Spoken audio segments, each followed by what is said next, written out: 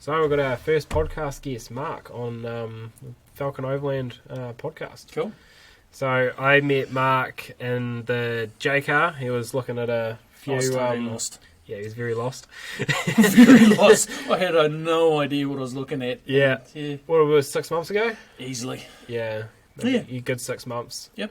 Yeah, it was kind of just the start of your electrical kind of journey with your Pajero. And what Pajero you got? I got the Bighorn. You got a Bighorn. I'm way more classy than that. I've got a 4JB1T, a 91 Ermshire, OE 2.8.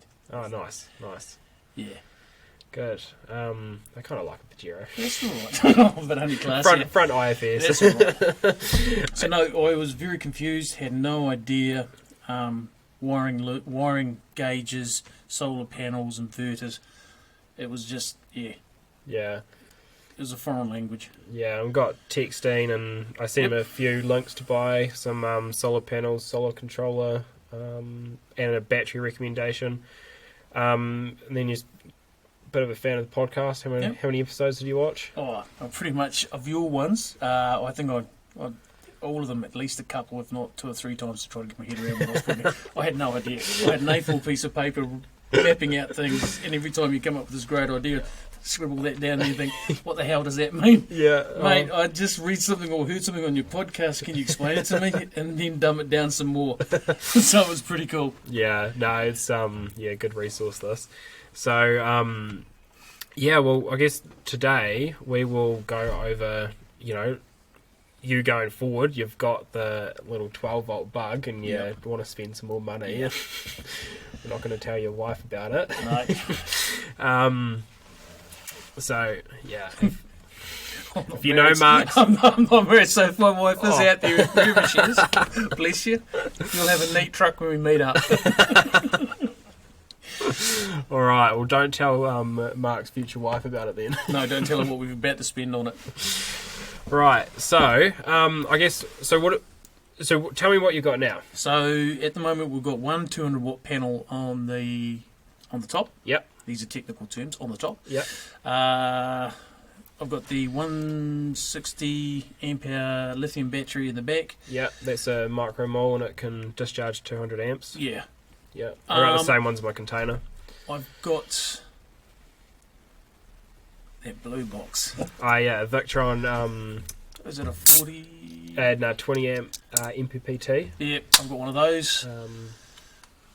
What else have we got? We've got a myriad of different gauged wires, some fuses into a box, and then the electricity comes out, and then I hook it into my fridge freezer. Yeah. And then whatever else I can plug into the cigarette lighters, and I know it's not very technical. No, that's perfect. That's pretty much where I'm at the moment. It's kind of a good, it's not a basic setup, but it's just that next step above basic. It's a good foundation. You're straight onto lithium. You've got solar already. You've got an MPPT controller. You don't have a PWM, which is bad. So you get a good start. Oh, and you got one of my mini hubs. Oh, yes. Bluetooth mini hub too. It was brilliant. They're blowing sunshine up anywhere. In my engine bay, where I had all the wiring looms and everything coming into, from spotlights, different types of lighting, radios, you name it, everything I had was just a bird's nest. And every time I had cleaning underneath the bonnet, or washing anything, it was just wires for Africa. So that tidied it all up, and it also gave me that remote access, so I can be outside of the vehicle, turn lights on different places, underneath it, out there. So that's been good.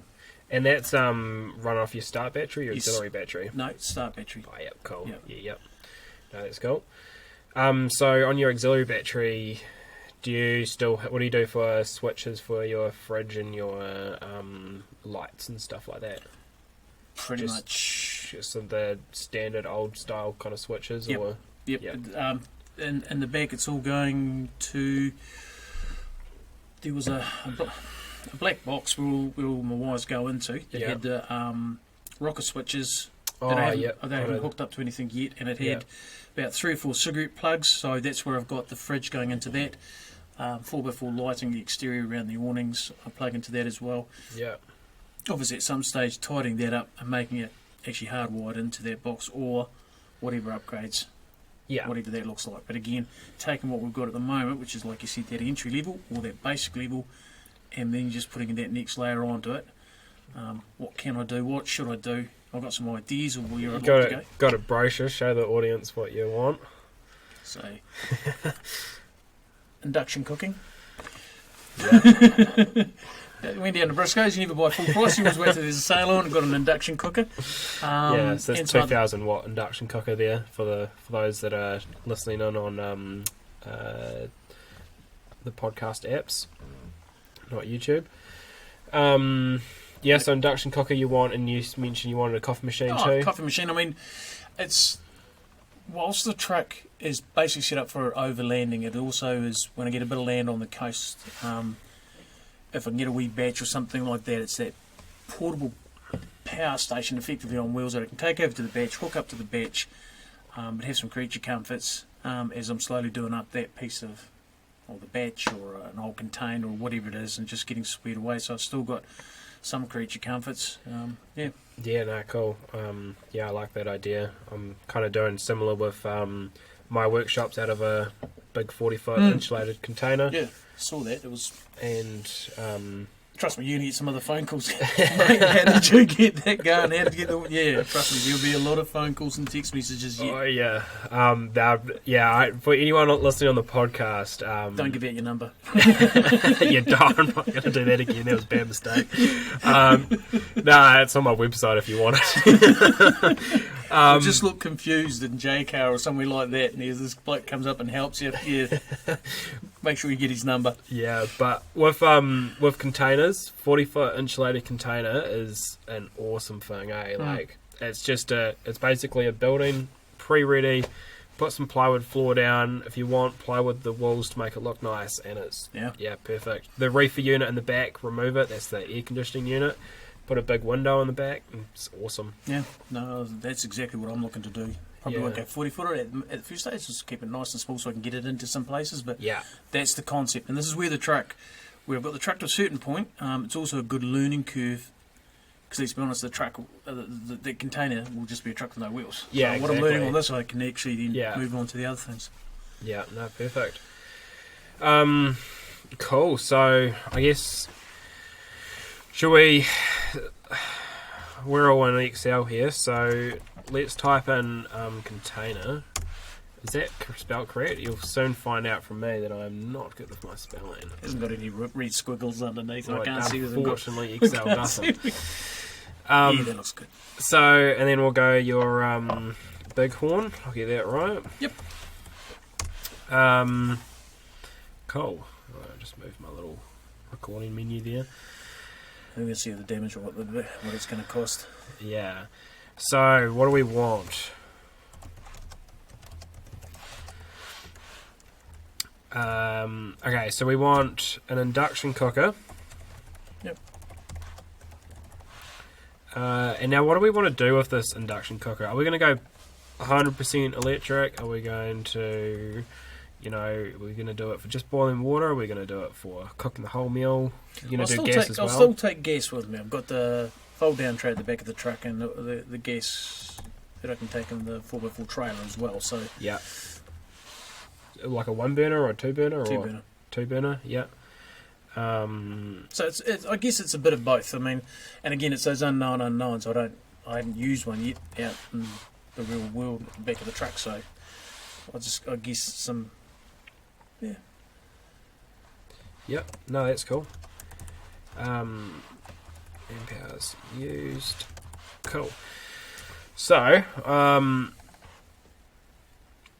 I guess, well, for an induction cooker, for me myself, if I'm going to make a meal and it's going to be a basic meal, like let's say just a spag bowl, something simple like that for two. I'm looking around 60 amp hours. If I'm making something like, just something a bit more extravagant, maybe for 6 people or so, you can use up to about like 120 amp hours, maybe 130. So that'd be my current battery. That'll probably take the guts out of it pretty quickly. Yeah, that's what you're telling me. Definitely. Roger that. So before going into that, though, we'll just go off what you want. There's more? And then we'll go back to what you've currently got and then what we need to upgrade in order to get there. So, the max current your induction cooker will use is 2,000 watts, because it's a 2,000 watt induction cooker. Cool. So, to work out how much amps that is, you want to go 2,000, and there's a bit of a nice little trick here. You've got to work out how efficient your inverter is, because your induction cooker, it uses 2,000 watts, right? But your inverter from 12 volts to 240 to run the induction isn't 100% efficient. Yep. So there'll be some wastage in there. Yeah, there's wastage in there, in the cables and in the inverter. Yep. For example, a Victron Multiplus or something, 3,000 watt or something, is 96% efficient, whereas like a King's 3,000 watt is 85 or 86%, can't remember. You've also got some losses in your wire, but a good way to work it out is you just take your watts and just divide it by 10. So if it's 2,000 watts, instead of dividing it by getting your efficiency and dividing it by that, by your voltage, then it's just easier just divide it by 10. Okay. So you're going to use 200 amps as a max, which your battery can do. It is rated to 200 amps. So you got to remember, it can't be running your fridge and your lights and everything else at the same time.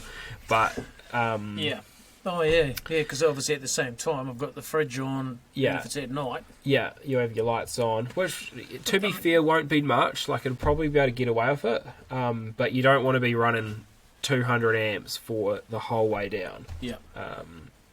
So there's something to take in mind, and you can always set it to 1,800 watts. And when you're cooking, you don't really cook at 2,000 watts all the time. I think that's why I bought that one, because I think I had the ability to actually say I want to cook up using X amount of power. So I thought, I saw that big figure and went, it's going to be expensive if I run it at that, so let's not quite go there all the time. Yeah, exactly. So 200 amps. So time used, I'm going to ignore that, and because induction cookers are on, off all the time. So I'm going to say that, let's say that you're going to use 100 amp hours as quite a conservative, because it's going to be just for a quick meal. Your induction cooker, you've got your 2 burners for your big meals. So sorry, I've got I think that induction's actually only 1 burner plate. I thought you were talking about gas before. Yeah, I was talking about gas. I don't think I explained myself correctly there. So what I was saying is, you've got your 2 burner gas burner. Yep. As your main cooking. So if you're going to do a big feed, you're going to get gas cooker out. Yep. But if you want something quick, dirty, easy, induction cooker.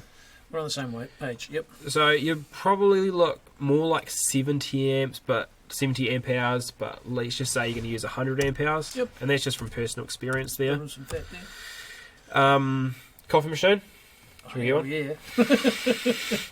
So let's get Google up, So what I recommend is the Nespresso machines. That's handy. So like these. 1, 2. Now you can go for the bigger one as well. Oh, that's quite cheap actually. So these are a bit bigger, but they come with the milk frother. Oh, maybe this one doesn't. I think. Do I have that one at home? Oh, okay. One of them comes with a milk. Do you like to froth your milk for it? I have it black. You have it black. Oh, well, it's nice and easy. You just need this bad boy. This is the one I've got. So he just uses the pods and stuff. Yeah. And some people, I've had a lot of comments of people telling me that you shouldn't use the pod ones because they're bad for the environment. And yes, environment's good, but we're also in big diesel trucks, and we don't have a lot of although we do care about the environment and minimise it, it's just a little aluminium capsule. We're not using it every day. It's just in the trucks. Yep. So yeah, these ones are pretty good, and they're so compact as well. Or are you a bit of a coffee fanatic and you want a proper espresso machine? No, that's fine. I've also got the grinder and one of those, is it a percolator as well, so I can do that French press or the perk and throw it on that induction thingy. Yeah. I think. You might have to get a special induction percolator, but yeah. Or you just go for it. Or I just go for this, let's be honest. Yeah, it's so simple. Yep. So what we want to do is we want to go down and find the specs of this. I think that's 1100 watts by memory, but we've got to find it. Obviously, a product like this isn't really targeted towards us and doesn't give us the kind of spec sheet of it. User manual is what we want. There we go.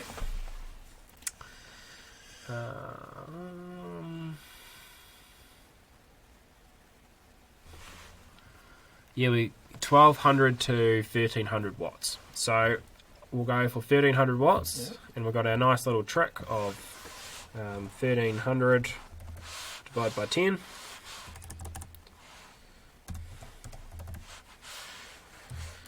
So 130 amps. Now, you're not going to use these at the same time. No. Well, you can, but it's going to cost you more money. At this stage, I've only got the one battery in there, so let's be honest, I'll probably try to be a bit kinder. Yeah. And from my experience, it takes about 5 amp hours for a black coffee. For a flat white or something. So I'm going to say 4 amp hours. To make one. Actually, we'll leave it at 5, just cause. Yep, you're on the side of caution. Yeah. Okay, what else? What else do we want? A fridge for adult beverages. So a fridge freezer. Fridge freezer, yeah. Yeah. What size? I've got a 50 litre. You're a 50 litre? Is it the Brass Monkey? Yeah, Brass Monkey 50 litre. Yeah, I've got that in there. Do you want is it a upright or is it a normal chest freezer? Normal chest freezer flip up. We've got that partition, one side can be freezer, one side's just a fridge. Yeah. And are you going to use it as a freezer at all? I'm only going away for 4 or 5 days. If it was longer and I had something like fish or something that you wanted to keep safe, you probably would. Otherwise, going to be honest, heading away for 4 or 5 days, I'd freeze what I need to, just let it defrost and just eat whatever gets defrosted sooner. Yeah. No, sounds good. Yep. Just leave it at that. Yeah. So, I normally run, I think, about 3 or 4 degrees. Yeah, yep, perfect. So it's not quite frozen, but it certainly keeps the adult beverages and other things cold. Yeah, cool. So that's, roughly, so I got it right, 50 litre Brass Monkey fridge. Yeah, so at that temperature, they draw 5 amps. Actually, I think they draw 6 amps. And roughly on a 24-hour period, in kind of New Zealand climate, summer, like 27 degrees kind of stuff, kind of car a little bit hot, but you're kind of a little bit aware of it and let a window down and stuff like that. Yeah. Or are you going to be hiking and you've got to keep it all locked up? If we were heading out to either on the coast or up in the Sounds, it's pretty much either one's on a bloody massive farm. Yeah. So the back door's open, the windows are down or something like that. Yeah. Or if we're somewhere where it's, or if I'm somewhere that I've got to be a little bit more, then it'll be closed up, but otherwise. Yeah, but if you're closing up for all the time, you're also not going to be doing induction cooking and stuff all the time. So it'll be fine. So roughly that uses about 50 amp hours a day. Yep, cool. What else do we want? Occasional lighting. I've got a couple of LED strips for underneath the awnings. There's the odd recharge of devices, USB stuff, phones, cameras, torches, spotlights. Yeah. It's only 1 amp, maybe 3 amp hours of 3 amps of light. Yeah. How often will you have your lights on at night? Well, at the moment, there's no constraint because I've got so much power. You just use I don't it. care. It's like you're not. I'm suddenly thinking I might be a little bit more cautious. No, you won't be cautious because it's like like it's 5 amps for your lights versus 200 for your induction cooker. It's gonna do, bugger all. Okay, this is why I come to you, because I can see the other column where I've got 155 amps gone, and I've only got a 160 amp battery. I'm thinking, tomorrow better not be shady. Yeah, it's looking like you need another battery for induction. I'm absolutely, I'm in trouble. So, I don't know, 4 hours, 5 hours a night? Yeah, 4 hours. 4 hours, yeah. Candles otherwise. Yeah. So that's 4 times 5 to get how many amp hours you can use. Yep. So 20 amp hours. Yep. That's pretty conservative as well. It's unlikely you can have 5 amps worth of lighting. This is a lot. This is worst case scenario. Worst case, yeah. Charging your phones are, let's just say you're going to use 2 amp hours a day. It can be for anything, for an iPad or a camera or something. Yeah, leave it at that. 2 amp hours a day. It's going to be heaps. Cool. Anything else? Air fryer? They're great. Let's just see how we can go on this. Remember, I don't have a big truck. I've got a happy medium-sized truck, so I don't have a lot of boot space. Yeah. I'll have drawers for all sorts of things coming out of it yet. Cool. So this is what we want. Okay, and then equals sum. So 177 amp hours a day, but that's fine if you're going to replenish that throughout the day. Yeah. With your 160 amp hour battery, because you're going to have your coffee. You're not going to have that in the morning, are you? I mean, at night. I'll have the one coffee in the morning. Yeah. I can't have the beverages. I can do. Depends. Yeah, but you got to keep them cold. So, finding a stream. And it's kind of like the induction cooker. Are you going to cook up at breakfast time with the induction cooker? It's a case I've never had one before, so again, this is part of the problem. Unknown unknowns. Like not having something like this before and always relying on that gas, but setting all that gas up, getting the cylinder, hooking on the bottom of the truck, getting the cables in, having something like this that might make you just go for it. Yeah. Yeah. I'll be looking at the weather forecast. Oh yeah, got a bit of sun coming out tomorrow. We can eat like kings today. There's actually another thing I didn't talk about is you don't have any alternator charging at the moment. No. Do you know what size alternator your Bighorn comes out with? No. No. Okay, that's all right. No. No, that's okay. So you're probably looking. I'm sorry to tell you this, but you're probably looking like you really should get another battery, another lithium, but you would be able to get by with what you have. I think I was resigned to the fact that I knew that putting the induction cooker in and getting some other mod comms, I knew sooner or later. I mean, the ability to draw down on that battery like I can do and have all that capacity as opposed to a lead acid. Yeah. Brilliant. I knew sooner or later. Yep. And the good thing is if I can get like for like or a similar battery. Yeah, I'd recommend getting the same one. I sort of, they're real good value, those micro-mole batteries. Real good value. Like they're definitely no Victron battery or anything like that. No, but for what you're getting and that ability, and even for a third, quarter the price, they're pretty good value. Guaranteed, or I think they got a 15-year. No, I think it's 10-year and an additional 5-year or something like that. It was something ridiculous. I mean, it's a long time. By the time it ever comes to replacing those, the technology is going to be obsolete. The prices are going to be coming down, and you're going to get something 10 times better. So again, and that's another point is a lot of people are really worried about like storing their lithium battery at the correct value, making sure that they like reduce their how much current they're using on it. So you'd be worried about someone sitting there looking at the app every other day, going, "Oh shit, what does that do?" Hey mate, it's doing this thing now. It's got these figures coming out. What do I do? Yeah, honestly, getting like an app for a battery is not good because you get people like Mark freaking out because he's like, my cell balance is off by 0.01 volts and oh my god. Well, it has a graph and then somewhere over here and somewhere under here I'm thinking, Oh, I've got that one. There's always one in every crowd, one in every batch. Man, hey mate, I've got that one. No, it was all good. Listen, what I need you to do, just breathe, you'll be fine. Yeah, no, Mark had a little bit of cell balancing. Not a bad amount. It was completely fine, and most people won't even know. It's just the fact that he's got an app, so he can actually see that it's unbalanced. And unfortunately, the vehicle's parked next to my bedroom, so I'd sit there with my cell phone. Oh, the batteries are out, and I do shift work, so I'd be sitting there. Wonder what they should be sleeping. Yeah, what is? Mate.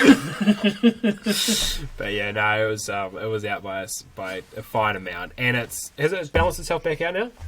Yeah, it's fine. Yeah, I can show you the app if you want. No, it's alright. It's only parked just over there. We can have a quick look. Cool. Right, so yeah, second battery. I'm pretty much resigned to getting that. Yep. So okay, so you're gonna do 177 amp hours a day. I might just write that there. Amp hours a day. Yep. Cool. Now when you go, I guess we'll just talk about your travel plan. Yep. When you go camping away, what do you generally do? How many hours of driving do you do each day? One of them's or is your lower amount? Well, once we get there, I'll be brutally honest. So travel day to the if we go over to the coast, we'll be at 4 hours into some places. Yeah, but you'll be leaving home, so it'll be fully charged anyway. Yeah, true. So once you're at your location where you start using your power, I mean, if we're on the coast, it would be not a lot. Once we're in a couple of places, that's it. The vehicles are parked up, base set up, and we're doing X, Y, Z. Yeah. We can get out lakes or out fishing or something like that, going for a hunt. That's great. Up to the mate's farm, it's about an 8-hour drive up into the Sounds. Again, unless we're going around the Sounds, we wouldn't be doing a hell of a lot of driving. There wouldn't be trips of an hour or more. It would be short trips. Yeah. So it'll be like half an hour a day. Yeah, half an hour, maybe an hour. Head down to some fishing spots or going around just for a bit of a recce, having a look, catching up with people, saying hi. Otherwise, yeah. Yeah, so not much. So that makes it quite difficult. Yeah, I'm not going to make this an easy. So I know where you're getting at. 0.5 hours, 0.5 hours a day. Yeah. Yeah. But then again, if we're talking about charging up off the alternator, and if it's a necessary evil, then you can just let your car idle. Yeah. Oh, it's sitting there. It's another generator. Yeah. Okay. Cool. So we'll leave that at 0.5, and then you can always have that as a backup, so we can be a lot more conservative because you don't mind just running it. No. And it's not like you're going to care because you're going for a hunt. It's on a block of land that is very, very unlikely that somebody's going to be on and take your vehicle. Good luck. Yeah, you're better off. Yeah, it's more risky parking outside our building right tonight. Mobilisers on. Yeah. Right. So when you're going away, do you go through winter or is it mainly summer? Oh, anytime. Anytime? So, yeah, anytime. So winter, summer. Day trips, a lot more day trips during the summer. If we're going fishing in bits and pieces out to the lakes, Waimea, somewhere like that. So there's a lot of day trips. Yeah. Creeks comforts and like that. Yeah. But if it's the trips over to the coast or up into the Sounds, throughout the year. Throughout the year. Yep. Tent's got a stove in it, so I'm living like a king. Yeah. So all season, you're not doing good for yourself. Oh God! I see where this is getting at because I'll be travelling when there's no sun. So you're going no sun, not travel. No travel. So that third battery. So I'm not usually a fan of this. So Mark sent me a message the other day saying, "Hey, what do you think of this wind solar thing?" And I'm like, well, there's not really much point of them because you got to set them up each time, and they actually don't bring in too much power for, you may as well just get more solar panels. But in Mark's situation where he's not travelling and he's, he might not have sun, well, what else is there? It's actually not. I mean, it was a thought. A good mate of mine up in the Sounds, he's got water wheel, Peloton wheels and bits and pieces generating. So that idea of actually being reasonably self-sufficient and able to tap into resources that are abundant when the sun's not out is another thing. So And I'll be honest, it was also a thought that I had for the container, something like that. And let's be honest, it's the coast. Yeah. It's not renowned for being tropical, sunny all the time. Yeah. Windy and wet is a thing. Yeah. And it's kind of good on the coast too. You don't get hard wind. You get consistent wind. Yeah, you might get something up the valley now and then that does blow, but otherwise it's just that constant, the ability to tick it over at night as well. Yeah. And that was the other thing. It doesn't take up a hell of a lot of space. Yes, it is awkward. Yeah. It's not an easy shape to throw up somewhere else on the roof of the truck or something like that when you've got other things. But it gives me the ability at night. It just quietly ticks over. Yeah. I think it is a necessity for you. Yeah. Looking at all of that, because I hadn't thought. I knew we were going to hit on the battery side of thing, and I think I know the inverter that we possibly could look at. But again, it's also that future proofing. If I can get it all sorted out now and have the plugs to go into whatever I need, work out that now that it could even backfill or fill into the battery in the truck, as well as taking it for container. Yeah. Yeah, so I don't know. I'd say wind is an option. Is good, and in the sounds you're close to the beach, so that's going to be windy area there. Now I'm no expert in wind generation, but I'm going to say that you're going to get, I don't know. You're in a good area. It's a 200 watt one, so if we go... Oops, I forgot to record on the other one, but... calculator... Do you see if I can find that? No, I remember it's 200 watts what you had. So, okay. 200 watts divided by 13 volts for your battery, 15 amps, and that was at 36 kilometres an hour wind, I think I remember saying. Mm-hmm. So, let's say you're going to get half that, and a little bit more conservative. So, let's say 7 amp hours an hour times 24. It's pretty. That comes out for 168 amp hours a day. Even if we even got half of that again. Yeah. So let's say we get half of that again. 84. Yeah, 84 amp hours. I'll take that. Yep, and you can go away. And you can. The good thing about this setup is, do you need to use your induction cooker? If you can't. No, you just go back to gas. And do you need that coffee? No, I've got adult beverages that'll get me through the morning. There we go. Your fridge, you'll be able to keep your fridge going, and you'll be able to keep your light, and you'll be able to keep your USB charging going. I'll be brutally honest, I can't put a dent in that battery. Yeah, at the moment. At the moment, when I was having my twitchy piddly moments of concern and getting a hold of you saying there's these bars and grass that making me go yeah, and I turned everything off, or the solar panel I didn't have putting any power through, I still couldn't really put a dent in it. Yeah, you couldn't even discharge it. I had to get I got that camp oven. Yeah, a travel buddy. I forgot about that. Oh yeah, we need to add that to it. Oh good. Travel buddy. What brand did you get? You got a cheaper one, didn't you? Iron Man? Oh yeah, I think they're quite good. Oh, even still, that took a while. That last 20% of that battery did disappear. That caught me out a little bit. Oh yeah, the last little bit. Yeah, I think I got a text. Might have killed it. Yeah. So the other thing is, Mark doesn't have a clue with electricity stuff. No, Mark does. He's got a good idea now, but Mark doesn't have a battery monitor. He's just using the built-in battery monitor. My app. So what it does is it just looks at the voltage and doesn't look at the current going in and out of your battery. So it's not counting your amp hours. Okay.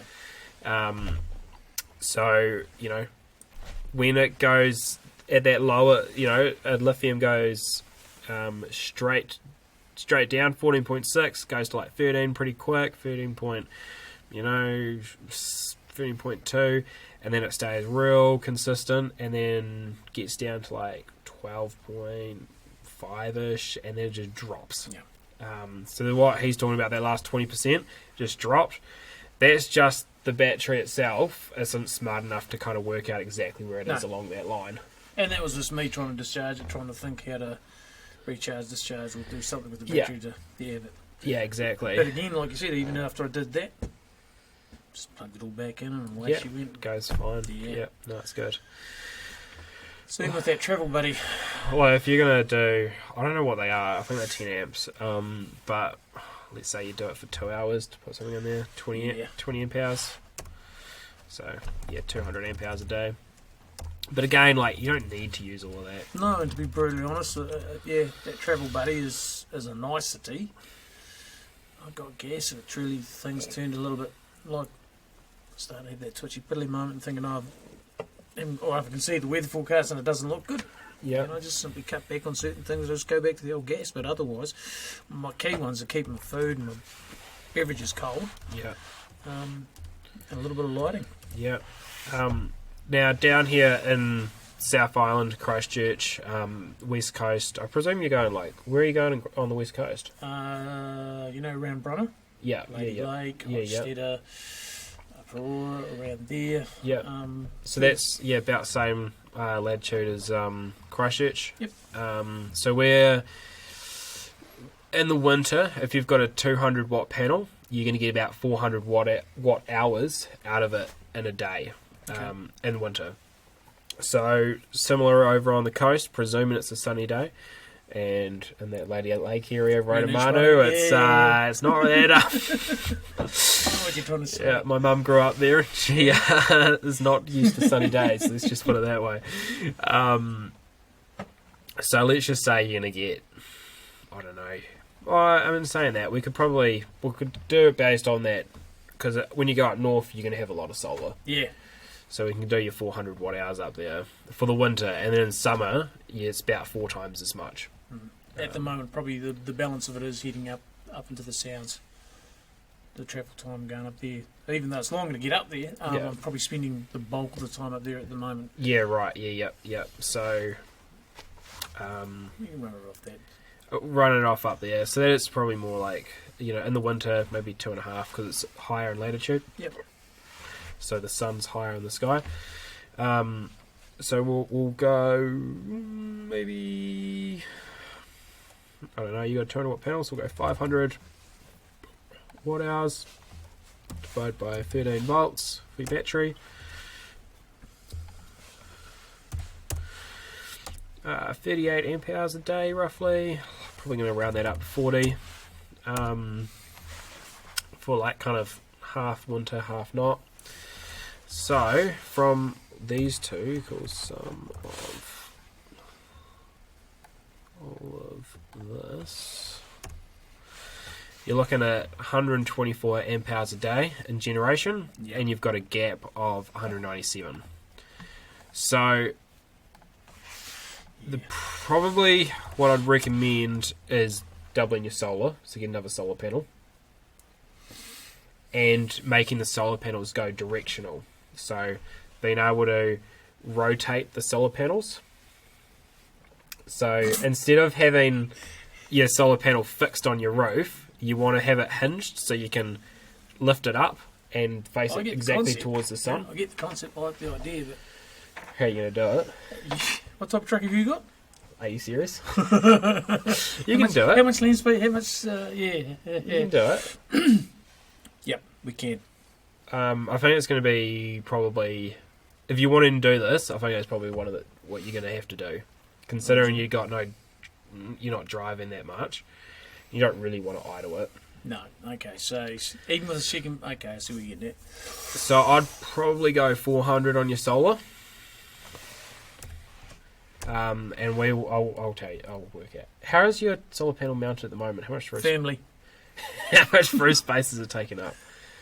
Probably about at least 80% of the basket on top of the roof. Yeah, because what we could do is we could lift it up on top of the basket and put a slide out underneath or to the rear, and just have it be able to tilt on the side. So when you're wanting to load your basket up on the roof, you put your solar panel up, you put everything underneath it, and then you close your solar panel back down on top. Okay. It's kind of like you can kind of think of it as like a roof. What are they called? The teardrop, one of those tent type things where you got like a scallop or a clamshell. Yeah, like a clamshell tent. Yep. You say okay. So we're looking at say a 400 watt panel. instead of running, well, I'm not going to be able to get two up there at 200 because there's just no space. Well, you can just run them together. Like you just join them together. Okay. So then you've already got the 200 watt. You may as well just get the same one. Unless it's so you're sort of saying offset one so I can actually slide out. No. So grab your iPad here. Cool. So this is the roof of the car. This is the solar panel. It just rotates up and down. But what we'd do is we'd have the solar panel actually up here, so you can still put stuff underneath, but you can rotate it up. So then, if Mark's head is the sun, we can, in the morning, we can have it at that angle, and then at lunchtime we have it more that way. And on like kind of, if you're running low, then you can rotate your truck throughout the day, and just get more power generation. Or go for portable panels, which might also work quite well too. Yeah. And just double them up, and then have one underneath that's not really hooked up to anything, and you just slide it out, and you just put it on the ground, and then you just rotate it throughout the day to get the best solar angle. Which would probably work quite well for you, seeing you're base camping. Yeah, and it also gives me options for the container. It does, yeah, it does. Because what I'm trying to think of is what can I use for one, and the initial phases of getting the wee crib or a hut or a batch or something going, and what can I also use for me, but if I get, like when we talk about the efficiency of batteries and the cost of batteries as time goes on, the efficiency gets better, the cost comes down. Yeah. I wonder about the same for solar panels too. So again, they have. You should see the graph of them over the last few years. Yeah.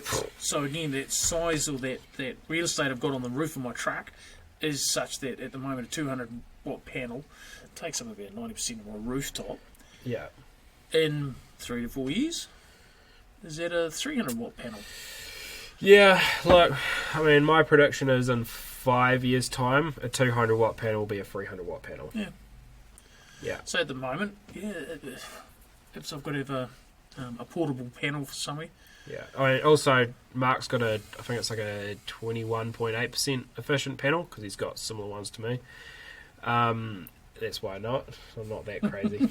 So I don't know every solar panel spec. I just know the one I sold you. Well, I didn't sell it. I just recommended it. Yeah. No. There's another. Hey mate, what panel should I be getting here? What was I saying with that? And at the moment, you can buy 23% efficient panels.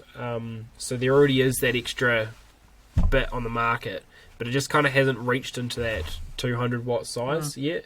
It's more just on those big panels. So yeah, definitely in 5 years' time, a 200 watt panel will be 300 watts, especially at that 21.8% efficiency. I might have one of those big flash trucks as well. Yeah, might have a big 80. We'll go a big oh no, I love my truck. Unimog or something. Oh, there's something for the container. So if we go 400 watts and we've got one rotating, because that's really important during the winter periods on our latitude. Yep.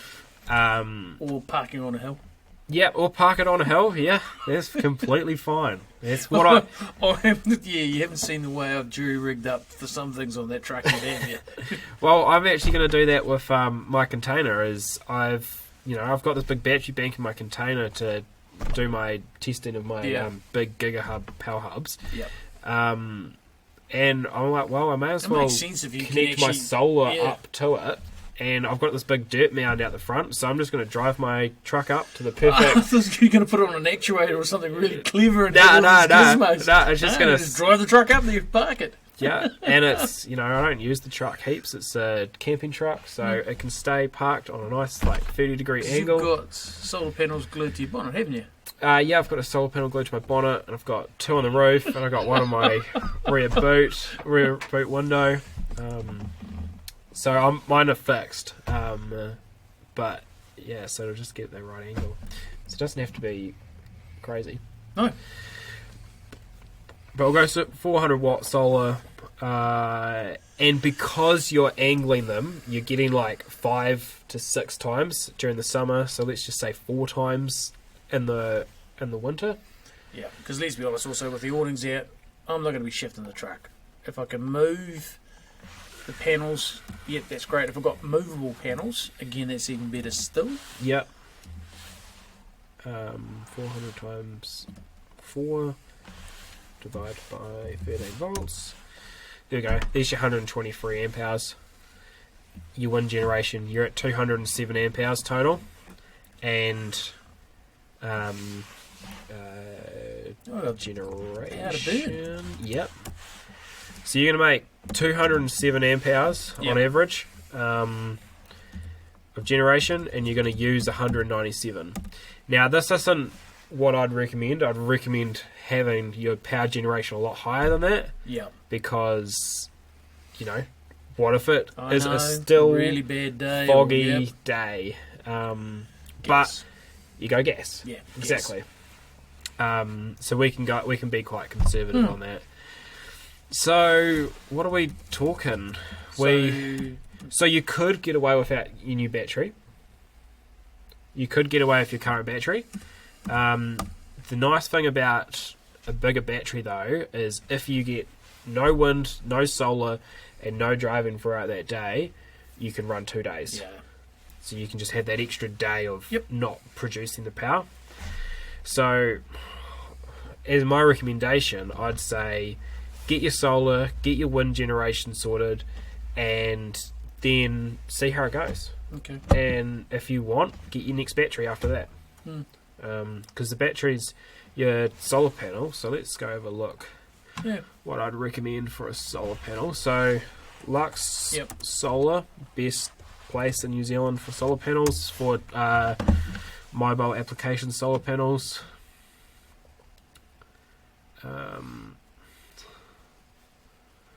So what we could just get what fits you. Like, the 250 is kind of the same price as the 200 at the moment. It's on sale. So whatever really, fits your area. Probably the 200, so you've already got a 200. Yep. And then you can just slide it underneath, and then you just pull it out when you get to your camp. Yep. Okay. But yeah, the other thing is going for a solar blanket, and so we'll go Red Arc. Which won't be the cheaper option. No. But at least we go into it. No, it's going to make the eyes work. I'm not a fan of them because of this. Holy! Wow. So you can spend $2,183 New Zealand on a 300-watt solar blanket, or you can buy a 440-watt panel for $400. This panel here is going to produce more power than the solar blanket. Right, yeah. Solar blankets aren't efficient. Red Arc is one of the better ones. Yep. The cheaper ones, like the Kings, don't even buy them. They're useless. If you're buying, so if you kind of see with this, I wonder if it will show. You can see how it's so thin, whereas these solar panels are thick. Like you can see the big. I put them up on the roof of the truck. They're a solid item. There's no way they compare to a folded blanket, but that's, I guess, what you're paying for. Yeah. So what happens there is it's just the cooling in it. It's just so much better. So anything that's thin like this, it's not going to be as efficient, and you're going to struggle to hit this 300 watts. Okay. Whereas in Christchurch, a terrible place for solar generation. I've got 2 of these on my roof. Yep. Even in winter, I'm getting more than 240 watts out of them. And I think the total I've ever got is I've clipped out my 20 amp charger from Victron charger, so 286 watts I think was the total that it's actually gone to. So 40 if you take that back, that's like 23 watts over the 120. So it's pretty good, but you're not going to ever see your solar blanket increase that. The other thing is you've got the 20 amp. So okay. So the other thing is you got to get. So it's not just actually as cheap as just buying this. You got to buy the solar controller with it. Yeah, I knew you were going to say that. So you got to buy the solar controller. So 200 calculator. So 200 watts divided by 13.8 volts is 14.5 amps. So I'll probably just recommend getting the 200 amp Victron unit. So go Victron. Victron's the best for MPPT solar controllers. They're just better. They have come down significantly in price. That's good, and I love that word too. What, clearance? Yeah, hell yeah. Yeah, but you don't have any. No. You don't have a clearance item. They've been there for like 2.5 years on this clearance. Just letting you know. So we just can't build something around clearance items? Yeah. No. Okay. What do we want? We want solar controllers. Now, I really recommend going the smart solar over the blue solar. It's just got Bluetooth in it. But you really want me to get Bluetooth again? You already got this one. I send photos. Well, that's how I learned how to take a photo on my cell phone of the screen. Oh, you learned how to do a screenshot. How do I get him to see this? Google. It's become more dangerous. Look at this. Rightio. Oh, that's good.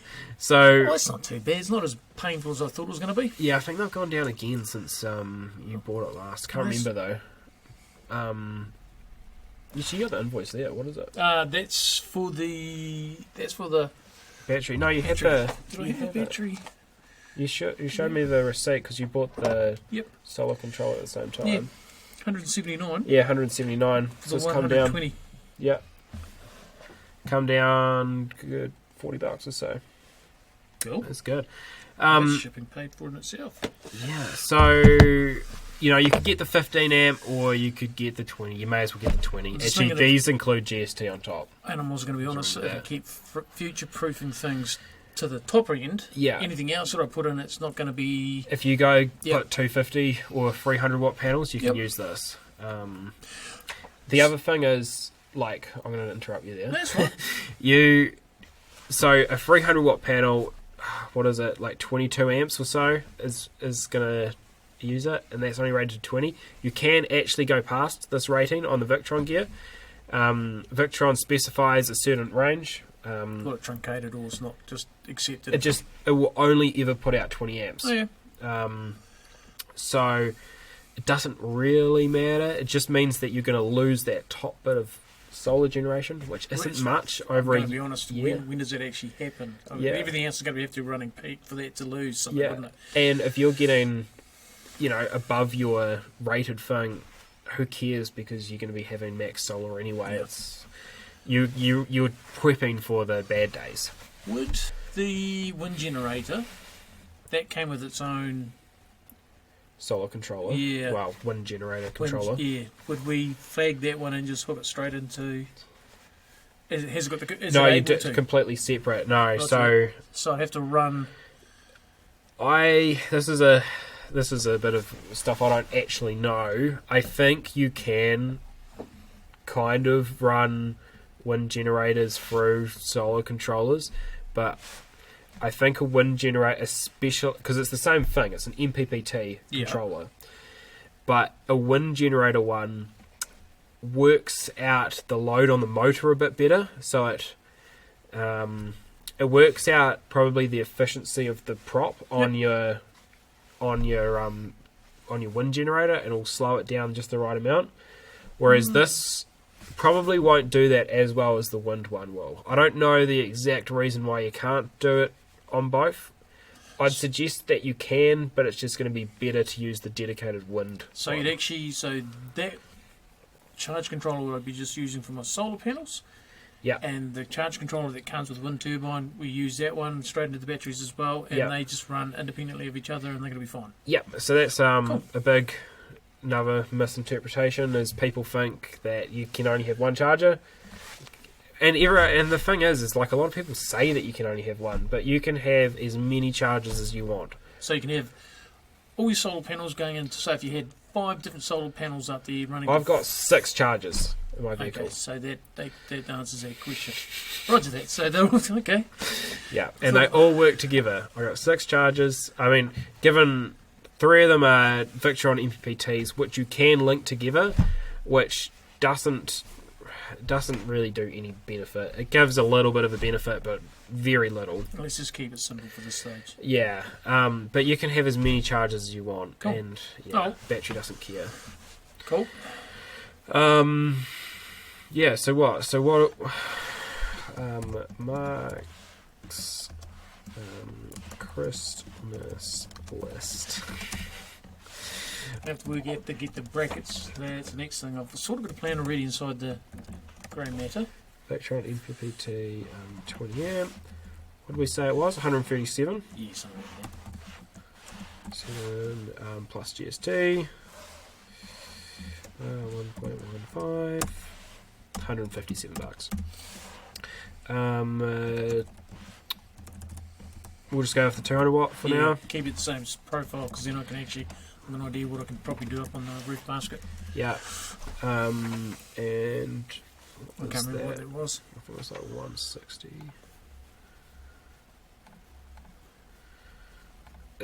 And you can kind of see what I mean from the start is he's actually starting from a really good baseline, $160. Cool. 160. Wind generator, 200 watts. Yeah, what was that? Now that was on special through JCar.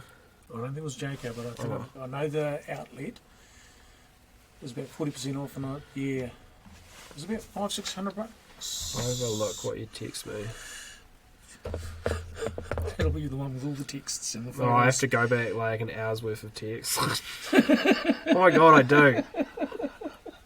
Apparently you have your $650. Notifications be silenced. What are you doing to me? Repco. Yeah. I don't know what you're $650. Saving.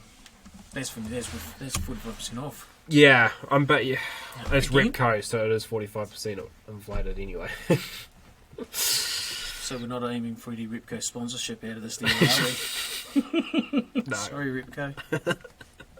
We prefer JCar anyway. They're far better and nice and kinder to us. Yeah, they are. They're very nice at JCar. So if they do put anything on special the next 6 months for wind turbines, please let me know. Yeah. Okay, so that gives us... Alright, well, it's literally right next door to me, so I'll let you know.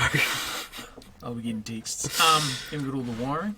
Yeah, wiring. That's what surprised me. That's how... the wiring... Yeah, it adds up, eh? Fuses. Fuses. What fuses? Did you buy those, like, battery mounted fuses that I sent you? I bought things that you sent me photos of. Yeah, they're expensive. I don't know, we'll probably put like $200 for miscellaneous wiring and stuff. You've done the bulk of the wiring anyway. I've got all the... Yeah, well, and the good thing is, from doing it the first time, the tools and bits and pieces and bits... Extra crimps left over. Yeah. Extra wire left over. Yeah. Crimp. $200. Yep. What else have we? What do we want? Actually, we want so that's on the charging point of view, and then on like what you need to buy now, you need your induction cooker, which was how much? Oh, I can't remember. They're like $100. I think it was $199, but I bought it half price because it was Frisco's. Yeah, $100. 1,000. That's a lot. Coffee machine. Like one I can take from home. You can take the one from home? Hell yeah. Yeah, how much is that one? Oh, you don't need it, so we don't need to put it in. But we've already got the induction cooker as well, so... Lighting, do you want some more lighting? I may have purchased... You already done it? A lot. USB charger, you've kind of got them, do you? Yeah. And thing done? Yep. Oh, you're not looking... It's looking pretty affordable. Well, I've got the induction cooker as well, so... Oh. I know, I went and bought these things because that was one of the texts I sent you. Mate, how much can I run off? And You bought all of this before. They kept on bugging you and all these pearls of wisdom you'd give, or the what were they? The podcast. Listening away, thinking, I should have got to write that down too. And I was like, yeah, I'll do that. So, there is something there I'm missing. So we've got the. What are you missing? So we've got MEPT, solar panel. Oh yeah, we're not looking at. Oh, that's not okay. Oh, the inverter. Oh, of course. Yeah, So, you knew something. What is your budget? Well, looking at that, how much do you have left over? we've got a little bit, and I'm thinking because I still like that other. I know the one that you're going with, and I think that's actually worthy. I mean, there's Victron and all these really flash ones, but let's be honest. If I cock something up, and the other one's just as robust, and the ones you've gone for. So, I recommend 2 inverters, and only 2. Yep. The best one, the Victron Multiplus, they're amazing. At? A lot of money. Okay. The next one is, but if you go 48 volt system, they're cheap. They're very affordable 48 volt. This is not what we're doing. I'm getting hung up on 12 volt. It's not running through the complicator. But a King's 3000 watt inverter, the money for value, I'm not a fan of Kings. They're not a good product. They're, whatever. At least you're being honest. I'm being honest. Their inverters, I've taken one apart and it's built well. It's got no complicated, What's the size difference in it too? Again, going for the fact that yes, that's true as well. I've got a huge, I've got the tray in the back. I've got a fridge. It's partitioned off at the back. I've got that cage barrier. So the other option is I'm going to have to at some stage remove the back seats to get more toys in there if I want to with the tent, because I'm not going on the roof because it's got too many panels on it at this stage. Yeah. Again, limited by size, and I was actually surprised just how big the inverters were. Yeah. And that one, I think that Victron, and I don't mind buying quality because you buy once, cry once. I get that. So it's for Christmas as well. Santa's getting so I'll be saving. Oh,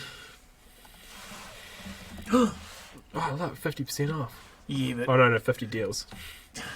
50 deals at $1 off. And then make sure you've got the New Zealand's website, not the Aussie one, because I thought I'd had paid it, and then I was wondering why I couldn't get it sent to me. What do you mean? Yeah, I think that's the New Zealand one. So, this is the King's 3000 watt inverter, $529. Ace deal. Do not buy any other cheap inverter. The JCar ones, they're not good. Sorry, JCar, I love you, but your inverters are not good. The iTech World, they're twice the price and they're not good. The other good ones, like Red Arc and Drive and Victron, they're all good. But Victron's just a little bit better. Go Victron. We love Victron, don't worry. It's a good product. Look at what I've got in the truck for stuff. But for the money, King's is good. If you're going to go cheap, just this is better than like the $1,000 inverters. And again, I keep coming back to what is the size and the weight and bits and pieces. Because if I remember rightly... Yeah, you're completely right. If we go to specs on this, we're going to see 3,000 watt. It's 7.2 kgs. 7.2 kilo. Let's have a look at the Victron. And its size-wise, it wasn't a small... Well, by me. And if we go to the 12 volt multi-plus... Given this does actually have an AC charger in it as well, and the prices have come down since we last spoke, but you don't need an AC charger. No. 2,140 plus GST. So the AC charger for those out there in pod world that don't understand what an AC charger, you want to tell them? Yes, yeah. So an AC charger is just 240 volt charging from the grid. So you're at home, you plug your 240 volt in, and it goes. And plus, you actually have to get an electrician to install this because it's Hey mate, what are you doing on the weekend? Because well, I know I'm not a qualified electrician, so I can't install it. But we we wouldn't void any warranties like that, would we? No. But my father-in-law, who I live on the same property with, is, so we can install it for you. Which is so handy, having a qualified electrician on your property.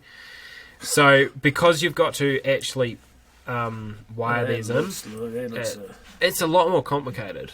Yeah. I mean, the red arc, it's probably a bit better option. But, weight-wise, 19 kgs. Wow. Well, then that must be... and the size must be huge. So actually mounting that in... Because I'm assuming I have to give it some clear space around the side to actually let it cool off. So... We have heat sinks and fans and really good things. The thing is... Actually, I'm not too familiar with how the heatsink design works on this. What's the physical size? The physical size is this top one. It's the bigger one. 550 by 54 centimeters, 27 centimeters, 114. Let's have a look at the Kings. Not too dissimilar. It must be just the. It's not as bad. No. The Multiplus 2 is a bit more compact than the original Multiplus as well.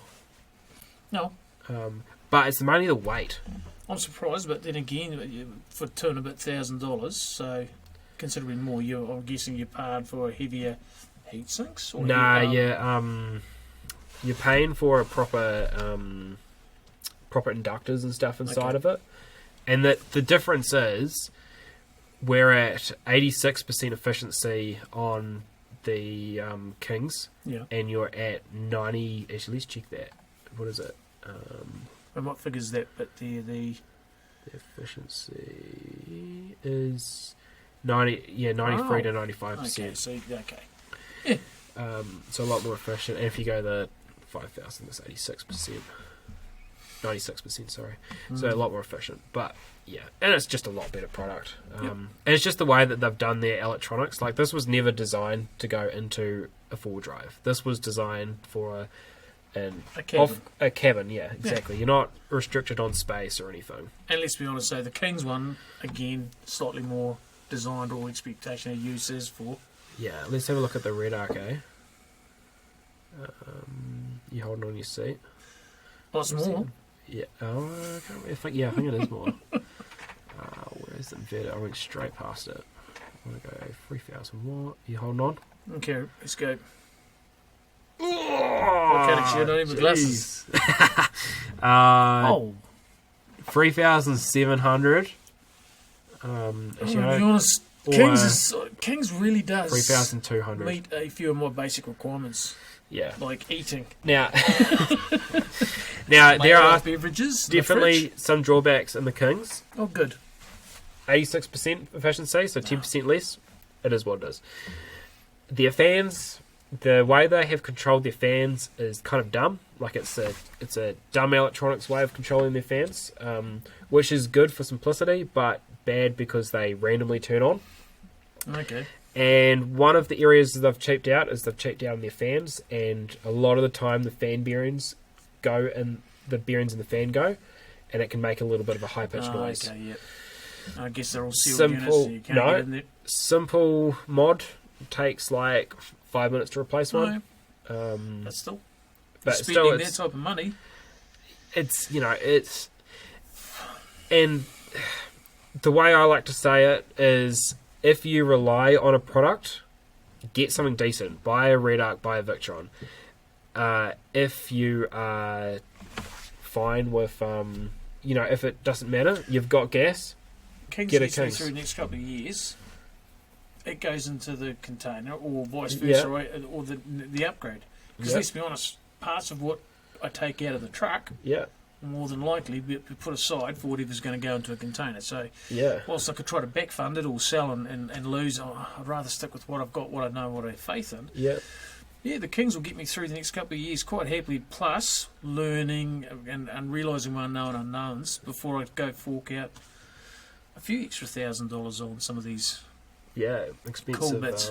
Things.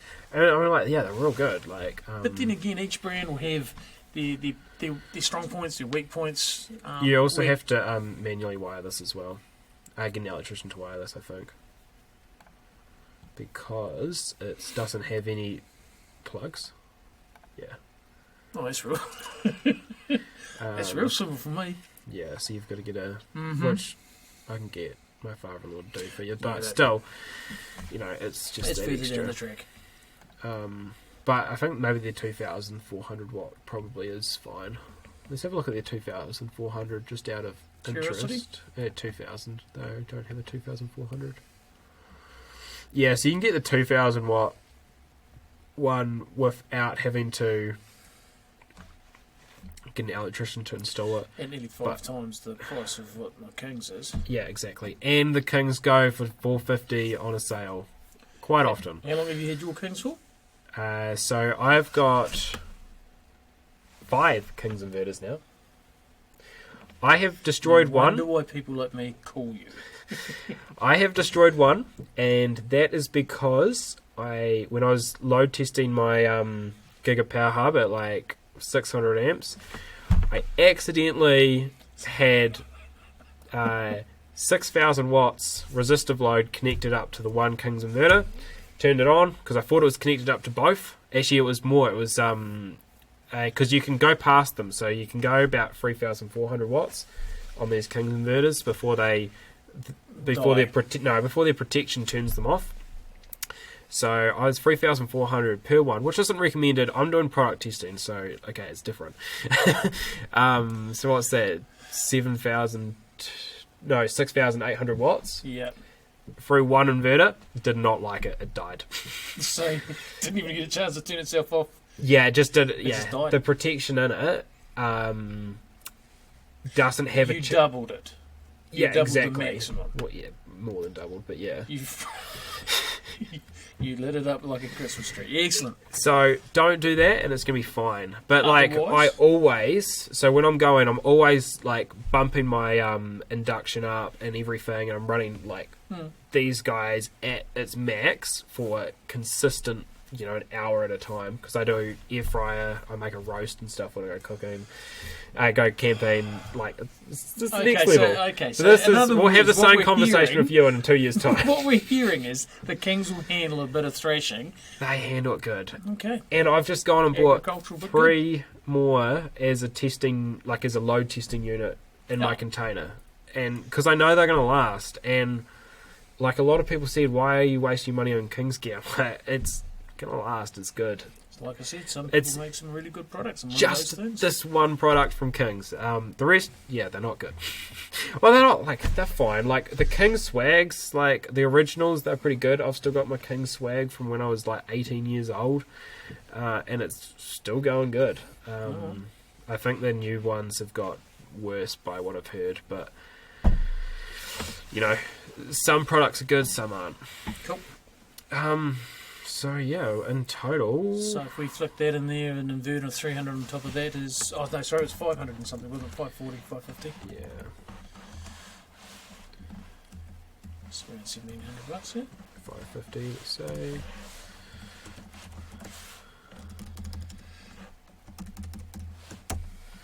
Yeah, $1,700.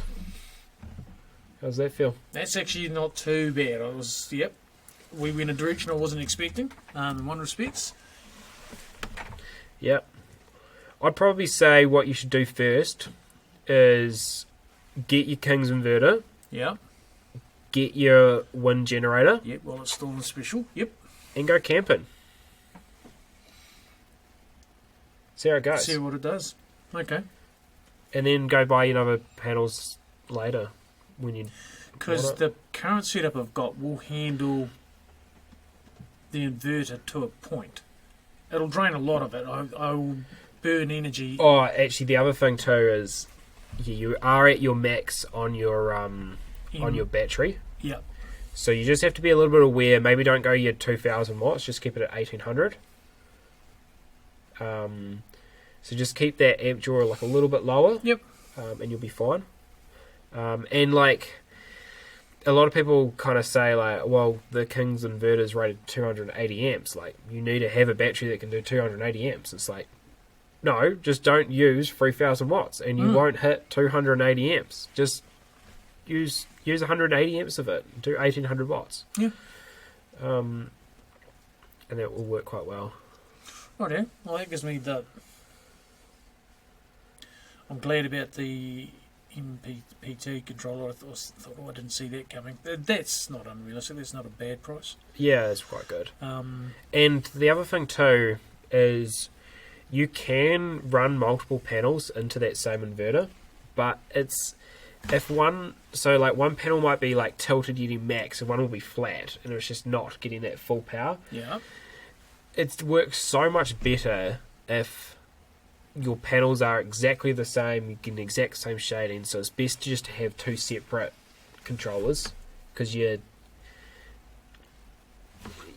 panels are at different voltages, different currents. What you're saying, so get an extra MEPT to run side by side the one I've got and have the two panels. Now I've got you. Now it makes much more sense. Okay, yep. Yeah. Like you can do it, but it's best to run them separate. Like I've done it in the past, and I've just done a lot of testing on it, and it's in real world situations, it's worth having a separate MPPT for every panel. Alright, so all I need now is just work out the wiring and the crib sizes and bits and pieces. And so we could do that. So I'm going to be phoning a friend on that. We can do it now. Okay. Do you have time? Yeah. So going from... So where's your battery mounted currently? Battery's in the back of the truck. Yeah, and how close can you get your inverter to your battery? So if the battery's here, cage is up about here. Anywhere I can get, it would be within a metre. Half a metre, I guess, would be ideal. Yeah, you better get half a metre. Within half a metre of it. Yeah, so a metre. Yeah, so a metre, and I know. Obviously, we lose some efficiency, or we've got to go up a wire gauge. So this is a website that I Google multiple times throughout the day. Yes. JCalc, voltage drop calculator, and then actually I click on this one here. I think that Zone conditions. I remember this well. DC. You remember this well, yeah. So we're going to wire this as if you're going to use the 286 amps because you might get another battery later. We don't know. Well, trust me, I'm already thinking about that. I mean, 3%, 1 metre. We're going to call it a metre. Yep. Worst case scenario. Yeah, we're going to leave it with the standard insulation, single core, copper, blah, blah, blah, blah. Might go... So this is... I hadn't seen that button before. This is saying that it's underground, and if something's underground, like this is just underground, because this calculator is more designed for like 240 volt guys. Yep. Cool. So if it's underground, where's that heat going? You know, you're in an insulated area. So if we go calculate, it's going to tell you need 120 mil squared cable. But in reality, it's probably going to be... They're going to be spaced. Yep. But they're probably going to be touching, so we'll probably just go a bit in between and go here. Yep. Calculate. And you're looking at 95 mil squared cable. Okay. Which can handle 315 amps. The other thing is, like, if it's only at a 1.1% voltage drop, which is very, very low, because 3% is kind of acceptable. So if you wanted, you could go for a better insulated cable. Yeah. So, like, if we go for, XHF 110, which is like 110 degree insulation, so I can handle more heat and it dissipates heat into the air better. Yep. You're looking more like 70 mil squared cable and 1.6%. So it's kind of just have a look round what's cheaper. And I've got some 95, so we can just give it to you. Okay, because what I'm looking to is, again, it's that future proofing. I don't mind. It's a one-off cost. Yeah. Doing it right the first time, especially on the wiring. But one thing that the wiring and the fusing that gives me a little bit of angst, where I want to know that whatever I put in there, I haven't been a cheap bastard in that spec, which then causes me issues later on. Yeah. Or the fusing, I've gone a bit cheap. It's just that built-in safety that I prefer to have. So it's a bit more expensive wiring. Yeah, you're better off to go. So the reason I say to go, like, if you can't if like 95 is too big and you can go for a higher insulation, like you're better off to keep with the standard insulation and go for 95 because it makes the system more efficient. Like you notice the voltage drop hasn't changed, but like you're well under spec. You can go up to like 50 is fine, but it's just the current rating that you can't handle. Again, let's just keep it all in green. So yeah, 95 is going to be plenty for you. Okay. So this is the beginning of the shopping list. So we need to write this down for certain people, or you know what will happen. What do you mean? Oh, yes, I do know what's going to happen. Yeah. So you're going to need 2 meters of 95 millimeter squared cable. Unfortunately, JCar is not going to give that to you. No, roger that. So I do electrical, but there's any proper electrical wholesaler will have it. If you want 1 meter red, 1 meter black, but up to you. Well, let's keep it to the colours it needs to be. We're not having both red or both black because I've heard horror stories. Well, what I do is I just only stock black cable. Yeah. And I just have red heat shrink and put red heat shrink on that makes sense. Yeah, we'll do that because electrical wholesalers do not like people like you coming in. Not being offensive, but I'd rather know now before I get that look. They're for the big boys, and they'll help you out, but their target market is 240 volt electricians, not people doing up their vans and stuff and buying 1 meter of red cable and 1 meter of black cable. So let's keep it easy for them. Yep. We'll say 2 meters, 95 millimeters squared, single core cable, and it always helps going in pretending like you know what you're doing. I'm just going to rattle it off. Whereas JCar, you go in there and say, I've got no idea, and they'll help you. Yeah, I think they know. Yeah. Oh, it's their special lad. Yeah. 2 meter 95 mil squared cable, and then you need 4 lugs for it, like it's crimps that go on the end. Okay. Yep. So you need 2 times 95 mil squared. Now your battery terminals are M8, so 8 mil Fred. Yep. M8. Now your inverter cables are M10, so you need 2 times. Oh, okay. So the connectors are different. So the connectors are different from the battery because I thought the M8 was stock terminal size. Yeah, okay. depends. I thought it was just you go all the way to like M16. Oh, right. Roger and then the big stuff. Cool. M10.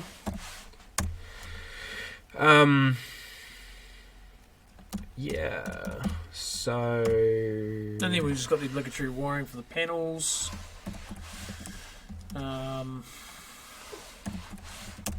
Do you have fuses and stuff all ready to like wire into your MPPTs? Backup fuses for everything that I've put in there in the first. So I will have spare fuses. Up to 20 amps? I'd say, I went a little bit. Yeah, cool. Which obviously now I'll go buy some more anyway, but...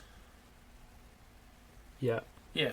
Cool. So you've got a place to put your inputs from your Victron charger and your wind charger. Crikey. I'm hoping so.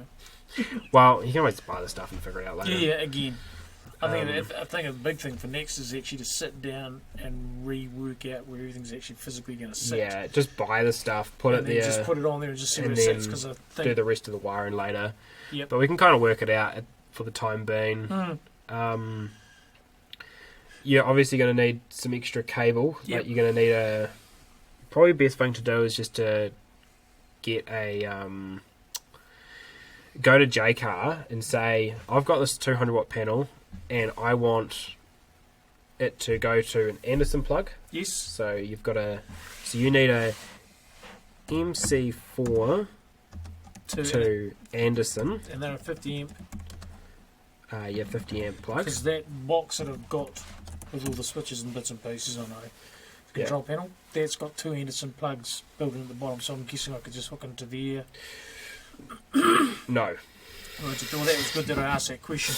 So, Right, so I kind of need not drawer, but what you got your solar panel, right? Yep. And you're going to have your solar panel outside your vehicle, propped up somewhere. Yep. You need the power from that, which is 20 volts, to come to your MPPT charger. Yep. And then you want it to go into your MPP charger and then out to your battery. Like I've got at the moment. Yep. Yeah. So you want the MC4 to Anderson, goes onto your solar panel. Yes. And then you can run an extension cord, 12 volts extension cord, 12 volt Anderson plug extension cord. Yep. Because they are readily available. Yep. 50 amp Anderson plug. Let's go 10 meter. Maybe an 8 gauge, 8 AWG. Anderson extension cord. That's going to go to your MPPT charger. Yep. And then on your MPPT charger, you need an Anderson to plug into it. Okay. So you just need a Anderson with 2 wires coming out. Yeah, so that goes into 2 wires go into my controller. Yep. Then okay, so then I'm just simply clipping in the extension cord from the solar panel straight into that. Yep. Yep. So that's 12 gauge because the max terminal size on the 20 amp MPPTs are 12 gauge. Yep. But you're going to need a larger gauge in your actual extension cord because you're going 10 meters. Yeah, makes sense. Or you could go 5. You can decide where you want to put it. You could probably go 5, to be honest. The shorter it is, the less voltage drop. The more efficient it is. But all we're talking about is, so for one of those panels, whether it's we would like to ultimately have it on the roof or sliding out. Yeah. So we just then clip it in once so it's not permanently attached. It's not going to be attached at all when you're up there. So it gets slotted out. Mark then takes the cable, slots it into the... Yeah. And then we're away laughing. Yeah. Cool. 5 meter Anderson plug. Let's move our faces. Actually, I'll just scroll down.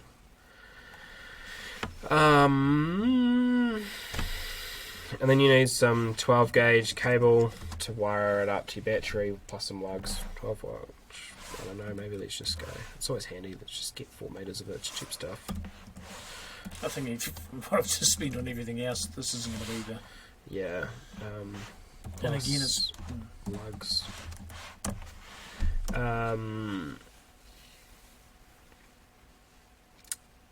Yeah, I don't know how your wind thing works.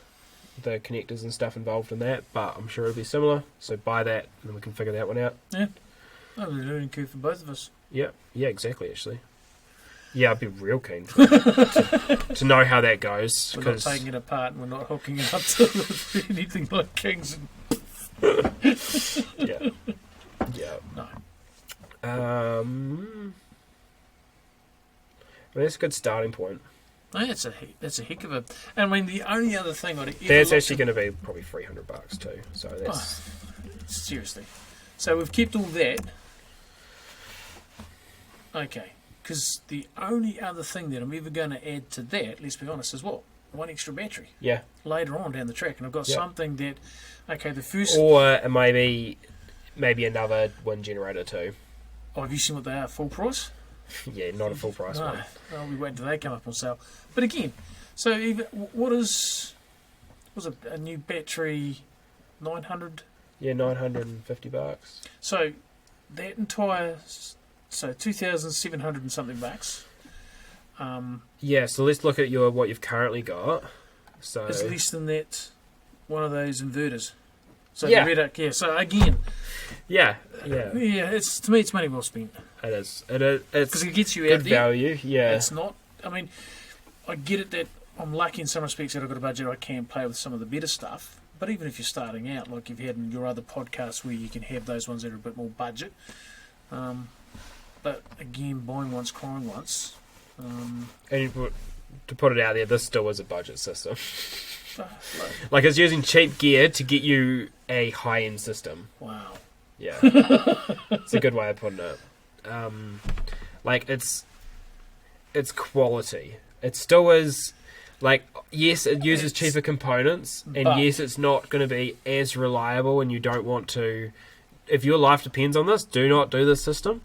But if you want to go out camping once in a weekend, you've got gas, doesn't matter if something breaks, you can go back and, Now, if any individual one part goes west on it, then it's not going to be a horrific.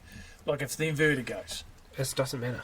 I mean, who cares? Okay, 500 something bucks, my eyes of water, I'll cuss and swear a little bit. Yeah, and you've got everything fused correctly and everything. It's going to be fine. And if anything, it's a cheap way of putting together, a cheaper way of putting something together yourself that's still reasonable in its expectations of it. I know it's going to...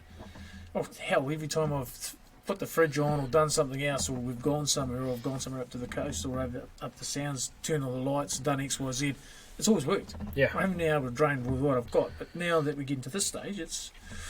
Yeah. The another point is induction cooking is real hard on if you're boiling water. So if you're cooking up a big pasta dish, like and boiling up 6 litres of water, 6 litres of water, so a litre of water is a kg. Yep. So 6 kgs of water, or 6 litres, uses the exact same amount of power as 6 kgs of lithium batteries. Oh, shit. And your battery's only like 15 kgs. I'm going to be honest, I'm not a big... Yeah, thank God I'm not a big pasta eater. Yeah. All those so little small packs be of pasta. efficient with how much water you use. It's just my one bit of advice with induction cooking. It kills it. Okay. Yeah. Well, these are that'll be an interesting learning curve. Yeah, I learned that when one of my mates was using my truck, and he he's probably not the best at cooking. Well, he's fine at cooking, but I don't know. He's used to cooking at home. It was a learning curve. It was an opportunity to grow. Used 9 litres of water to cook to do the pasta. So he filled the pasta up, boiled the water first, and then put the pasta in. Had to take some water out because it didn't fit in the pot. And yeah, it was like already like I lost like 9 kgs of my like 35 kgs of batteries just straight off the bat. And we're midwinter. It's like negative 10 degrees outside. We're taking a Dutch oven so I can throw the firewood in the yeah. So yeah, that's how I learnt that the hard way. And then did some real research on it and did the maths on it. And I'm like, oh wow, that's kind of crazy. I mean, again, I've got gas. Yeah, exactly. If I guess I'm probably going to be a little bit cautious until I find my feet, especially working with something I've never worked with before. Yeah. The other thing too is when you're doing those crimping, you need to use an expensive crimper. Yeah. And I know someone who's got one. It's not worth buying one of the J-car crimpers. I did that when I was like 16 years old. I think we've all done that. Specifically the big ones, that you just need to buy a real decent one. Mm-hmm. Like I've got a $450 one that was $450 in the 1980s, and it's still not as good as what I could actually spend on a real decent one. Like if I was doing it, hydraulic, yeah. And you have to be careful because you've got to get the right one with the correct dies. So if I was to do it again, I'll be spending about $1,000 on my crimper. Like if I was to be, I think you should. Well, I don't do installs for people as much. Like I do, but I don't do like it on a large scale. So I just go through and individually test each connection after I do it with my crimper, which is still really good. You just run it up to full load and you just check the voltage drop. Okay. And you want 10 millivolts at max load. Okay. If it's 10 millivolts, it's good. If it's anything so it's above, not necessarily about the connection actually being on there rock solid. It's actually about a connection ensuring the capacity of the lines being used properly. You've got to make sure you've got... So when you crimp something together, it's done with like 16 tons of force. Yeah. And what it does is it actually fuses the copper together. Almost like makes it one. Yeah, it does. It's now a solid bar of copper. Okay. So they are fused together and they call it a cold weld. Because you can easily do something and you can pull it as hard as you could possibly do. You can bolt something and yank it, and that's why it's still bad. And I thought that's why the crimping was there, is actually to physically hold it there. No, it was actually the transference of the energy. Yeah, okay. Yeah. and I've got a thermal gun too, so I run all my stuff at max load, and I check it with the voltage. And you thing. still killed the... That was just ignorance. That was just pure ignorance. Did it go bang? Nah, it didn't. It was just like a big, just like a. Psst. That was it. Oh, they're even probably worse. Yeah. At least you don't get money. If it was a big bang, you got money's worth. Yeah. It was a... Well, no, it's in the back of like an expensive Land Cruiser. It's happy it didn't go big bang. But they're all enclosed aluminium things, so it's not like it's gonna catch fire and catch your whole vehicle on fire. It's enclosed. And products are designed, like there's regulations involved around making sure if something's going to fail, it fails in a way that isn't going to catch the surroundings on fire. Cheaper stuff, not as much testing goes into that, but you know. But King's safe house obviously sounds like it's quite safe. I could have fixed that King's inverter for like $4 if I wanted to. All it was is just one of the MOSFETs in it, blue. But I didn't. I ended up using the parts out of it for other projects. Yeah. Oh, beautiful. Yes, that's about it. $300. Yeah, it's pretty good. Nice. Cool. Oh, that's us over and out.